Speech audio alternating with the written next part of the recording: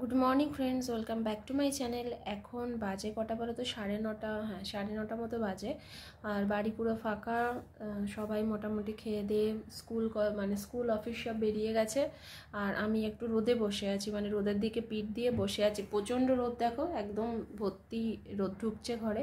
আর আমি একটু পিঠ দিয়ে বসে আছি। জানি না, আমার একটুখানি গা হাত পায়ে প্রচণ্ড ব্যথা ব্যথা হয়েছে। কেন হয়েছে বুঝতে পারছি না, কিন্তু খুব ব্যথা হয়েছে আর কি। কালকে দেখলাম হাঁটতে গিয়ে মানে রাইট সাইডের হাঁটুতে ব্যথা হচ্ছে।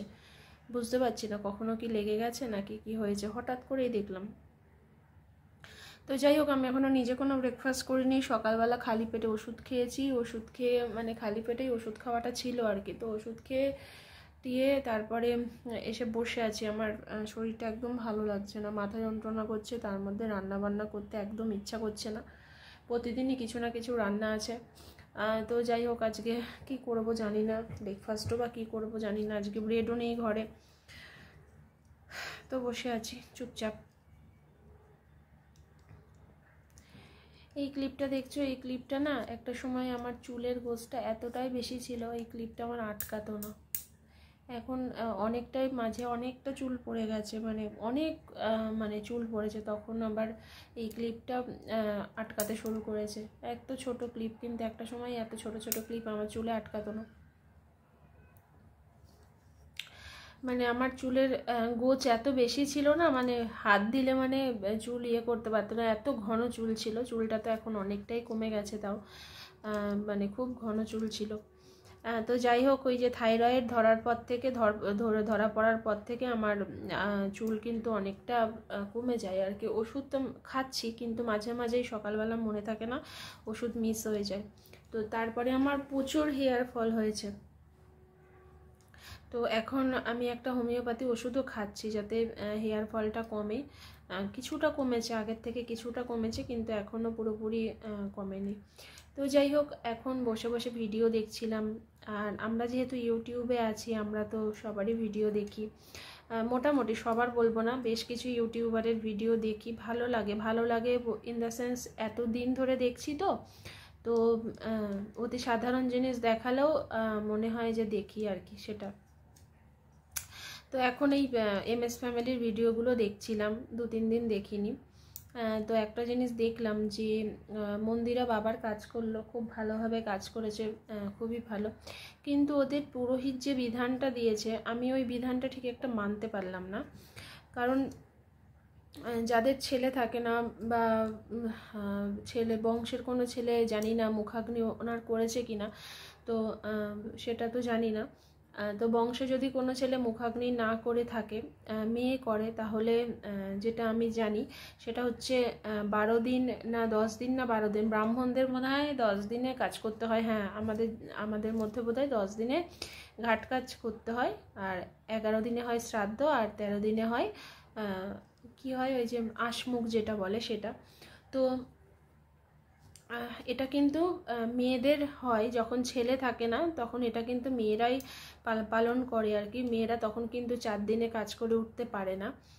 তো জানি না উনি কেমন বিধান দিলেন। তো এটা আমার অবাক লাগলো একটা জিনিস। এই ব্যাপারটাতে আমি একটা বড় কোশ্চেন মার্ক, যে ওনার তো একটাই মেয়ে, তাহলে ওনার মেয়ে কেন সেই অধিকারটা পাবে না? হ্যাঁ, যদি পার্সোনালি তার করার ইচ্ছা না থাকে, সেটা সম্পূর্ণ আলাদা ব্যাপার, যে না ঠিক আছে আমি এতদিন মানতে পারবো না, বা সেটা আলাদা ব্যাপার। কিন্তু এই জিনিসটা আমি আমার ইয়েতে আমি দেখিনি কোনোদিনও। আর একটা জিনিস হয় যে ছেলে নেই, 2টো মেয়ে বা 3টে মেয়ে, তখন তারা ঠিক করে নেয়, বিশেষত বড়োর দায়িত্বই পড়ে বেশি মুখাগ্নি করে 12 দিন বা 13 দিনে যেমন কাজ হয় করার। আর একটা মেয়ে সে 4 দিনে কাজ করে। তো এই ধরনের শুনেছি। তো পুরোহিতের এই জিনিসটা আমি বুঝতে পারলাম না, যেখানে তার স্ত্রীর সেই ব্যাপারটাই নেই, যে তার স্ত্রী আছে ঠিক আছে, সেটা সে 11 দিনে বা করে নেবে। তো এখানে যেহেতু তারা নিজেরাই সেই জায়গাটা দিতে পারছে না, তো সেই জায়গাটাতে আমি বুঝলাম না যে ওনার 11 দিনে কেন কাজটা হলো না। এই আর একটা জিনিস আমার খটকা লেগেছে, জানি না ভিডিওটা মন্দিরা দেখবে কিনা, সেটা হচ্ছে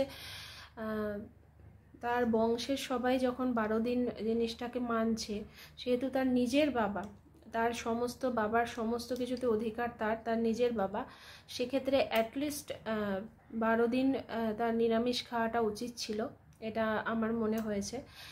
এটা আমি বলতাম না, এই নিয়ে কথা বলতাম না, কিন্তু যেহেতু মানে আমার অদ্ভুত লাগলো এই নিয়মটা। এক হচ্ছে পুরোহিতের নিয়মটা অদ্ভুত লাগলো, তিনি এমন করে বলছেন যাতে মেয়েদের কোনো অধিকারই নেই বাবা মায়ের প্রতি, মেয়েরা কিছু করতেই পারে না, মেয়েদের কোনো, ওনার কথাবার্তার ধরনটাই আমার পছন্দ হলো না। আর দ্বিতীয়ত হচ্ছে, তোমরা ভেবো না এটা আমি কন্ট্রোভার্সি করছি বা কিছু, জাস্ট আমার যেটা মনে হয়েছে ভিডিওটা দেখার পরে আমি সেটাই তোমাদের শেয়ার করছি। তো উনি এমন করে বলছেন যে মেয়েদের কোনো অধিকার নেই, অ্যাকচুয়ালি কিন্তু ব্যাপারটা সেরকম নয়, এটা কিন্তু সমাজ তৈরি করেছে। মেয়েরা 4 দিনে জল দিতেও পারে, কিন্তু ছেলে থাকলে মেয়েরা মেনলি 4 দিনেই জল দেয়, কিন্তু তারপরেই যে সে জল দিতে পারবে না সেরকম ব্যাপার নেই কিন্তু। আর দ্বিতীয়ত হচ্ছে, যখন তার সন্তান থাকে না, ছেলে সন্তান থাকে না, তখন কিন্তু সেই মেয়ে একদম নিশ্চিন্তভাবে 11 দিনে কাজ করতে পারে। এবং আমার মনে হয় সে যদি কাজ নাও করতে চায় বা তার যদি, অনেকে এমন হয় যে মেয়েরা 4 দিনে কাজ করে নিল, বাড়িতে মা থাকলো বা যে স্ত্রী সে 11 দিনে কাজ করলো, তো সেটা ঠিক, কিন্তু আমার মনে হয় এটা মা বাবার উদ্দেশ্য করে অ্যাটলিস্ট সেই যতদিন না ওনার পুরোপুরি কাজ হচ্ছে ততদিন যদি অ্যাটলিস্ট তাকে শ্রদ্ধা জানিয়ে নিরামিষ খাওয়া যায়, তো এটা আর কি ভালো, মানে যেহেতু বংশের সবাই মানছে, যাদের সাথে তার কোনো লেনদেনের সম্পর্ক নেই, কিছুই নেই, শুধুমাত্র বংশের বলে তার ভাইপো ভাইজি বা ভাইপোরা মানছে বা অন্যান্য আদার্সরা মানছে, তখন নিজের সন্তান হয়ে কেন আমি মানতে পারবো না, তাই না? তো এটাকে কেউ কন্ট্রোভার্সি হিসাবে নিও না, বিশেষ করে পুরোহিতের নিয়মটা আমার ঠিক একটা ভালো লাগলো না। তো এই হচ্ছে ব্যাপার, তাই জন্যই তোমাদেরকে একটু শেয়ার করলাম। তো চলো দেখি কি রান্না করা যায়, খেতে তো হবে, এমন তো নয় যে না খেয়ে চলে যাবে, তাই না? খেতে তো হবে। মাছ বের করা আছে ফ্রিজ থেকে, তো মাছ আজকে সুমিতের ভোলা মাছ পছন্দ খুব, ওই জন্য নিয়ে এসেছে। তো দেখি ভোলা মাছের ঝাল করবো আর কি করবো, আর সকালে ব্রেকফাস্ট কি করবো এটাও বুঝতে পারছি না। তো চলো, সকালবেলাতেই রোদটা শীতকালে যে কি ভালো লাগছে দেখো।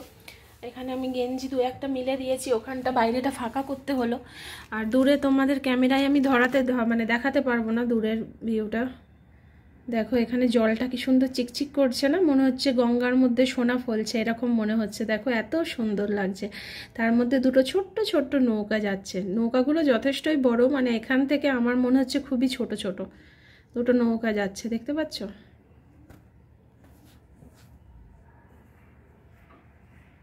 পোডিয়ামে দেখো গাঁদা ফুলগুলো ফুটেছে, কি ভালো লাগছে দেখতে, কি সুন্দর লাগছে।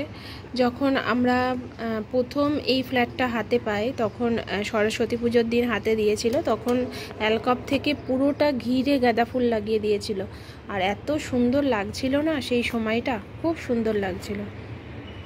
এবার রান্নার দিকে যাই, চলো দেখি কি রান্না করা যায়।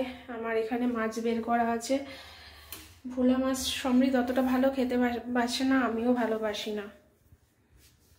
ভাবছি আর কি করি, বেগুন আছে, বেগুন ভাজা করব, ডালও করব, আর কি করব। সকালে আগে কিছু খেতে হবে, কি খাবো বলো তো, আমার কিছু ভালো লাগছে না খেতে। সব থেকে বড় কথা না, এই ফুচকা খেলে আমার মনটা ভালো থাকে, ফুচকাটাই খেতে পাচ্ছি না, এত বিরক্তিকর। মানে ওষুধটা এখনো যে কতদিন আছে, ওষুধটা শেষ হতে হতে এখনো কতদিন লাগবে। এই দেখো এখনো কতটা ওষুধটা এখনো আছে, এটা না খেলে আমি ফুচকা খেতে পারবো না। চলো দেখি।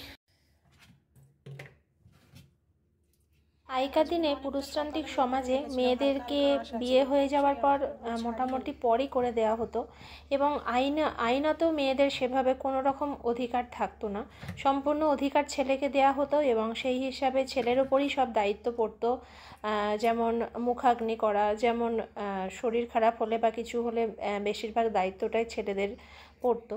কিন্তু বর্তমানে সমাজ ব্যবস্থা পাল্টেছে, আইনের নিয়মকানুন পাল্টেছে, বর্তমানে আইনে মেয়ে এবং ছেলে উভয়কেই সমান অধিকার দেওয়া হয়েছে। তাহলে এখনও সেই পুরনো নিয়মগুলো কেন? এই নিয়ম তো ভগবান লিখে পাঠায়নি, তাই না? মানুষের সৃষ্টি করা নিয়ম। তাহলে সেই নিয়মেরই বা কেন পরিবর্তন হবে না?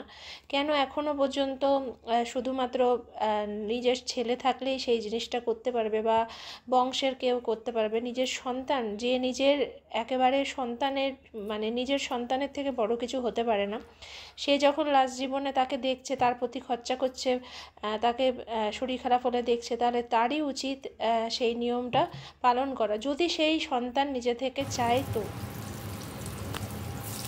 যাই হোক, আমার এই মতামতের সাথে অনেকেই তোমাদের মিল থাকতে পারে, অনেকের নাও থাকতে পারে। আমার এই কথাগুলো অনেকের পছন্দ হতেও পারে, অনেকের নাও হতে পারে। তো সেগুলো আমি অতটা বেশি ইয়ে করব না। যেটা আমার মনে হয়েছে সেটা আমি আমার মানে চ্যানেলে শেয়ার করলাম। তো যাই হোক, এখন আমি বেগুন ভাজছি। এটা শুধুমাত্র, প্রথমেই বলি, শুধুমাত্র মন্দিরা বলে নয়, এই জিনিসটা যে কোনো কিছুর হলে, যে কোনো কারোর ক্ষেত্রে হলে, এবং সেটা যদি আমার চোখে পড়ে। আমি আলু ভাজা বসিয়ে দিয়েছি, এই যে আলু ভাজা হচ্ছে, আর এখানে সর্ষেটা বেটে নিয়েছি। বেগুনটা আমার অল্প করে বেগুনটা ভাজলাম, যেহেতু আমি আর সমৃদ্ধ খাবো, তো এখানে করে নিয়েছি। আর এখানে মাছটাকে ধুয়ে একদম নুন হলুদ মাখিয়ে রেখে দিয়েছি। তো এরপরে আমি সবার শেষে মাছ রান্না করব। আর এখানে ভাতের মধ্যে দেখো কোটোই করে আমি ডাল সেদ্ধ দিয়ে দিয়েছি ভাতের মধ্যে, তো এর মধ্যেই হয়ে যাবে। তারপরে আমি ডালটাকে সাঁতলে নেব। আর আমি সকালে ব্রেকফাস্টও করে নিয়েছি। একটা জিনিস শেয়ার করি, এটা হচ্ছে দেখো ঘি, এটা মনে হয় 300 আছে এখানে। আর এই ঘিটা হচ্ছে আমার বাপের বাড়িতে একজনের বানানো, ঠিক আছে, হাতে বানানো ঘি। তো এই ঘিটা এত সুন্দর টেস্ট না, ভীষণ ভালো লাগে এই ঘিটা। তো এখনই খেয়ে নি ঘি, আর কি আরেকটু বয়স হলে তো মোটামুটি ডাক্তার সবই বারণ করে দেবে, ঘি খাওয়া যাবে না, এটা খাওয়া যাবে না, ওটা খাওয়া যাবে না। তো এই অল্প বয়সেই যা একটু খেয়ে নিতে পারবো আর কি। আর ঘিটা থাকলে না খুব উপকার হয়, মানে ভাতের সাথে যদি কিছু নাও রান্না করতে ইচ্ছা করে, আলু সেদ্ধ, ডাল সেদ্ধ, ডিম সেদ্ধ দিলেই ঘি খাওয়া হয়ে যায়।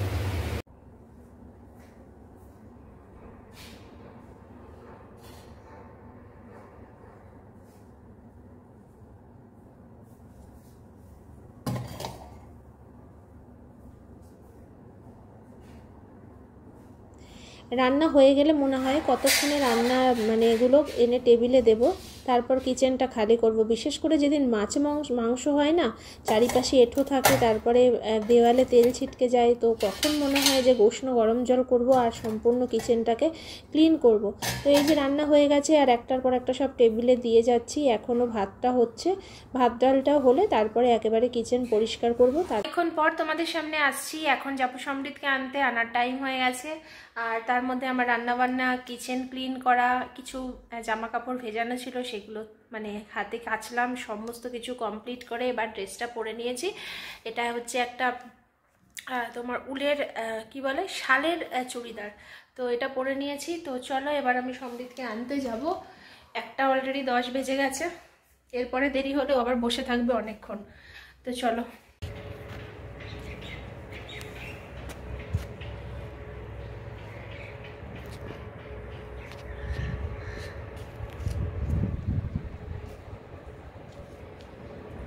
চলো। আজকে ডালিমগুলো দেখো সেরকম লাল হলো না, অন্যদিন বেশ টকটকে লাল থাকে। তোমরা ক্যামেরাতে যতটাও লাল দেখাচ্ছে ততটাও কিন্তু লাল লাগছে না। বাইরে দেখো জামা কাপড় এই মিলেছি, চাদর, শাড়ি, এগুলো পুরো অন্ধকার হয়ে গেছে বাইরেটা, মনে হচ্ছে আলো আর ঘরে ঢুকতে পারছে না আজকে। এনে উপরে উঠে বস নাহলে। খেয়ে নাও। হ্যাঁ, আজকে ডালিমটা দেখছি অত ভালো নয়। ভালো নয় বলতে কি, পাকা নয়, এখনো পাকেনি, অনেক কাঁচা কাঁচা ডালিমগুলোকে বিক্রি করে দিয়েছে। আর 2-1 দিন ওয়েট করতে হবে। এই পচা নেই, ফেলে দিয়ে যা, আমাকে হুকুম করবি না। এই যে দেখো ডালিমগুলো না সেরকম লাল নয়, কাঁচাও, এখনো সেই পাকেনি। তো চলো, খাওয়া দাওয়া কমপ্লিট হলো, ছেলেকে ফল দিয়ে দিলাম। এবার আমি একটু ফাঁকা, এতক্ষণ পর একটু ফাঁকা হলাম। মানে রান্না করার ঝামেলা থাকলে না কি হয়, মানে যেদিন রান্না থাকে মাছ ফাছ, আর আসলে অনেক টাইম লাগে, একটা মাছ হতেও টাইম লাগে, তারপরে কিচেনটা পরিষ্কার করতেও টাইম লাগে, সব মিলে অনেকটা টাইম লেগে যায়। চলো টাটা।